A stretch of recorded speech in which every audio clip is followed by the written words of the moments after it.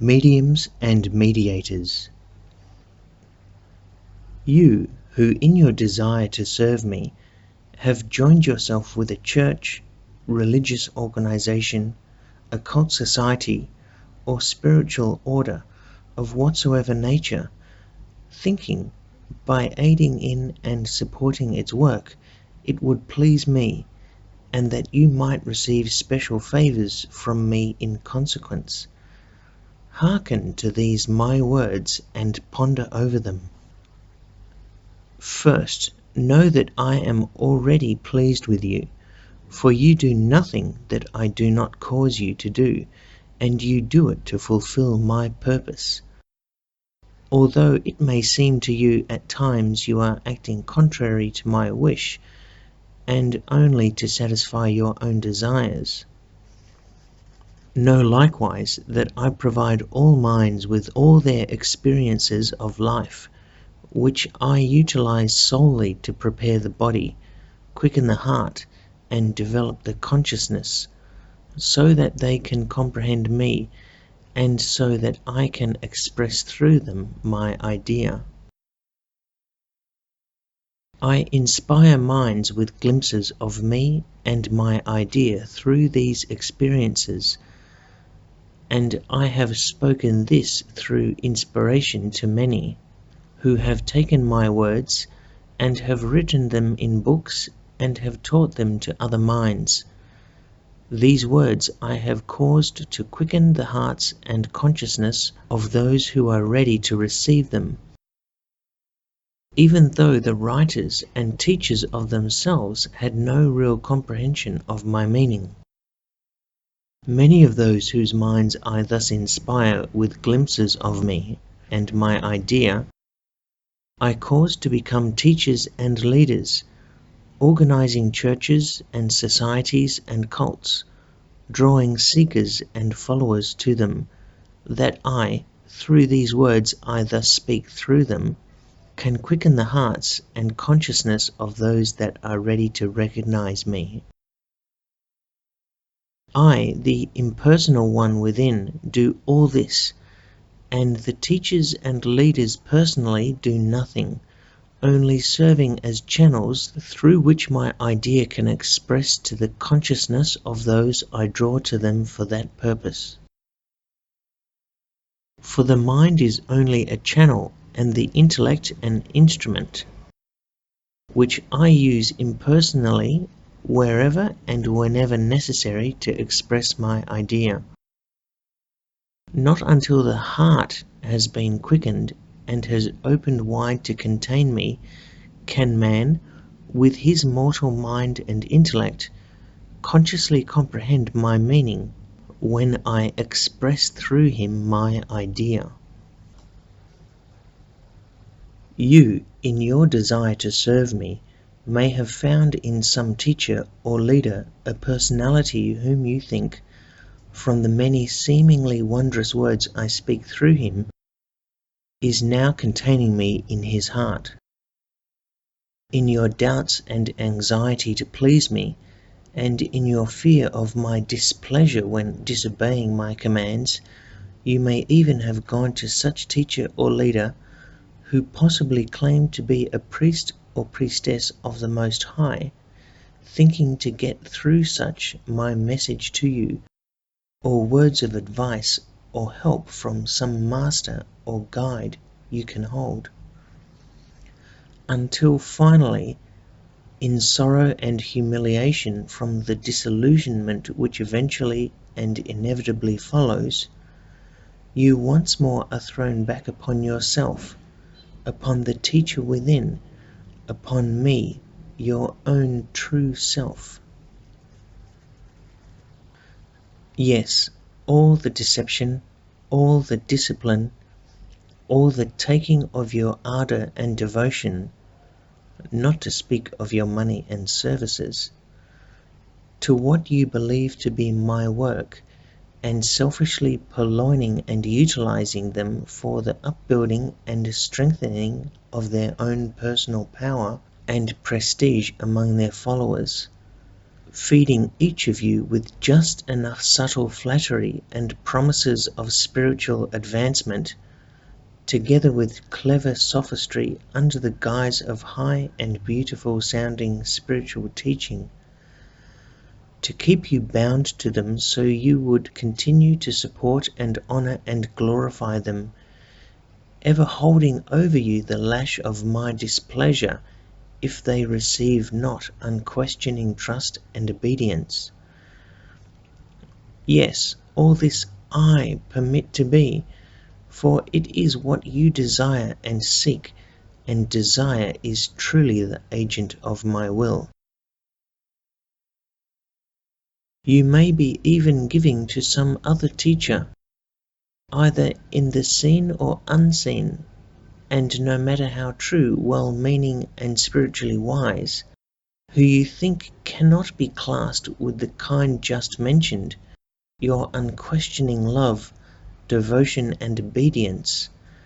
and you may be receiving what you think are teachings and guidance of inestimable value. All this is well, so long as you are receiving that which you seek and think you need. For I supply all things to satisfy such desires.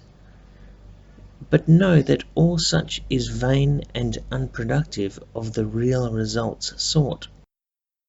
For all seeking and all desire for spiritual attainment is of the personality and therefore selfish, and leads only to final disappointment, disillusionment, and humiliation.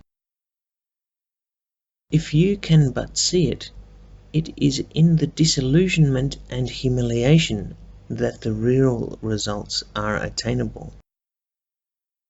For those are what I opened up to you and led you towards when presenting the possibility of getting help from some human teacher. And these, disillusionment and humiliation, are what I purposely brought to you in order that, having become once more humble and docile as a little child, you would then be ready to listen to and obey my word spoken within, and hearing and obeying,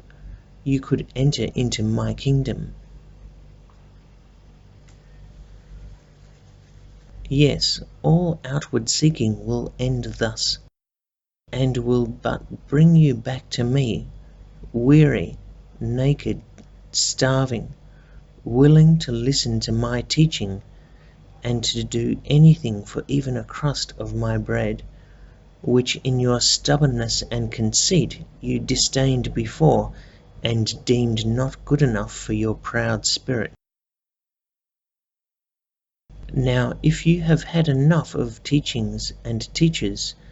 and are sure that within you lies the source of all wisdom,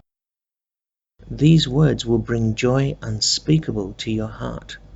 For do they not confirm that which you already have felt within to be true? For you who cannot yet see this and still need a mediator, I have provided the story of the Christ crucified for your redemption, picturing how I desire you to live, that through the crucifixion of your personality you may rise in consciousness to oneness with me. But to you who are strong enough to bear it, I say you need no mediator between you and me, for we are one already. If you can but know it, you can come direct and at once to me in consciousness. I, God within you, will receive you, and you shall abide with me for ever and ever. Even as does my son Jesus, the man of Nazareth, through whom I am even now expressing, as I did express 1900 years ago, and as I some day shall express through you. To you who wonder how and why I say such beautiful and such spiritual things through personalities who fail to live up to the teachings they apparently of themselves give out, I say, I use all avenues impersonally to express my meaning. Some I have prepared to be better mediums of expression than others, but personally knowing nothing of me. In some I have quickened the heart the better to contain me,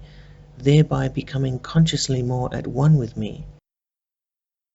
Some have become so at one with me that they no longer are separated in consciousness from me,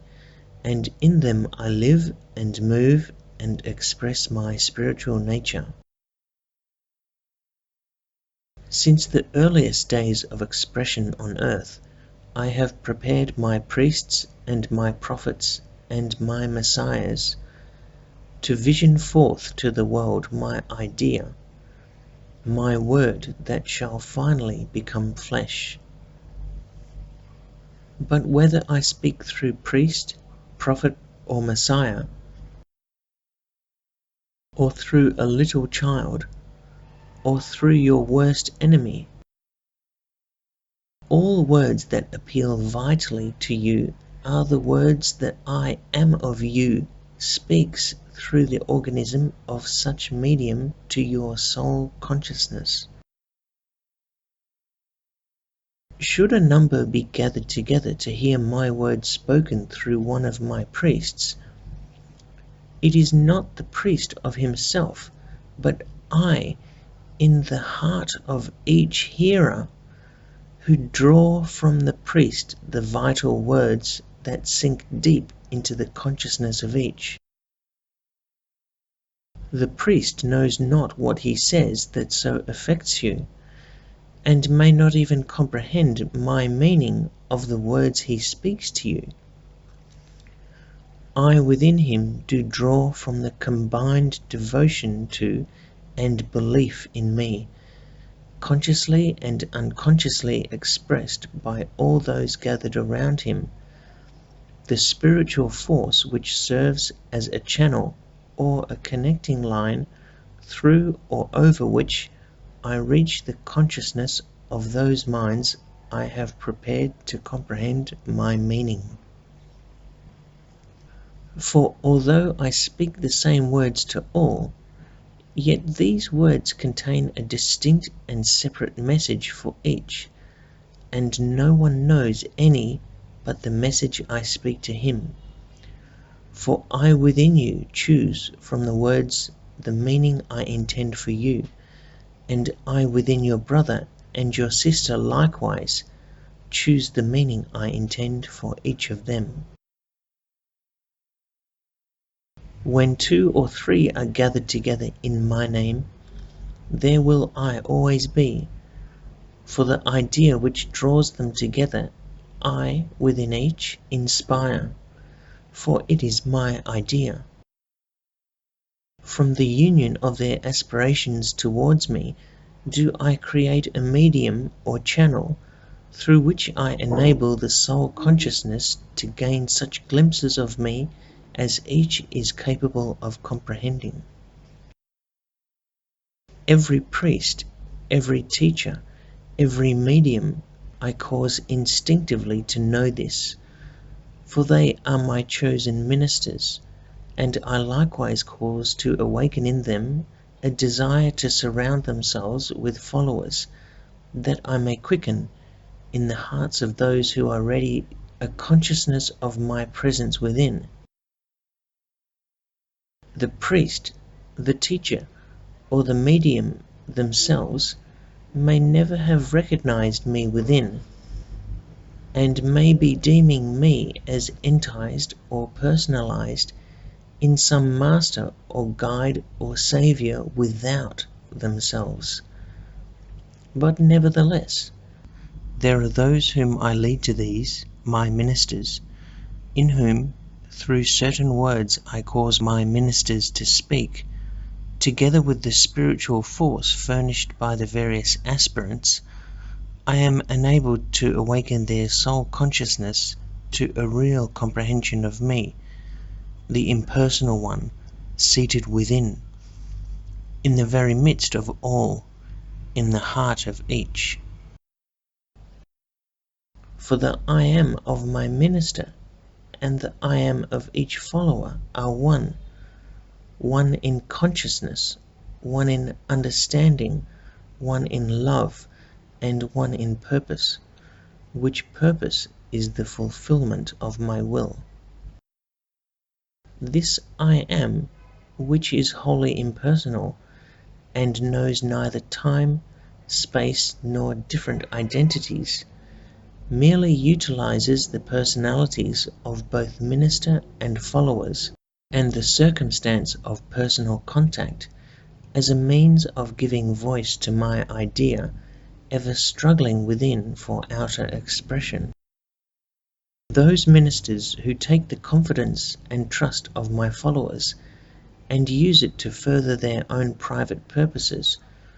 I cause to awaken to a recognition of my will and my idea, all in proper season. This awakening, however, is not pleasant to their personalities, and almost always causes much suffering and humiliation, but their souls rejoice and sing grateful praises to me when I bring it to pass. Therefore, wonder not at the sometimes wonderful words of truth that come from mouths apparently unfit to speak them, and comprehending not their meaning, nor at the fact that simple followers oftentimes awaken faster than and grow beyond their teachers. I, who dwell within both teacher and follower, choose different conditions and provide different ways